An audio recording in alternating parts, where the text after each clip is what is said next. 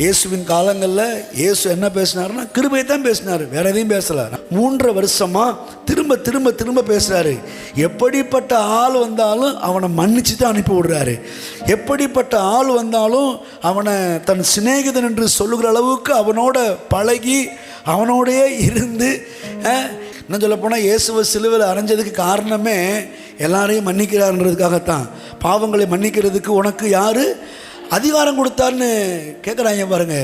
அவர் கிருபையை அறியாமல் பிசாசானவனுடைய கண்களை மறைச்சி வச்சதுனால தான் அவரையே துன்பப்படுத்தினாங்க. சிலுவையில் தொங்கும்போது கூட மன்னியுங்கள் தான் சொல்கிறாரு. பிதாவே இவர்களுக்கு மன்னியும், தாங்கள் செய்கிறது இன்னதென்று அறியாதிருக்கிறார்கள். அப்போ அங்கே கூட என்ன விளங்குதுன்னா கிருபை தான் விளங்குது. ஏன்னா அவரிடத்துல திரளான மீட்பு உண்டு.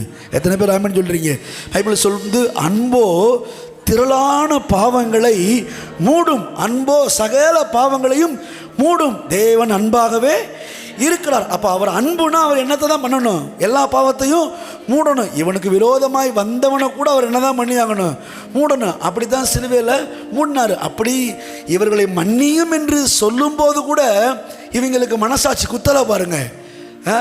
உணர்வு வரல, ஒரு மாற்றம் வரல. அந்த அளவுக்கு பிசாசானவன் அவர்களுடைய கண்களை குருடாக்கி வைத்திருந்தான் என்று வேதத்தில் வாசிக்கிறோம்.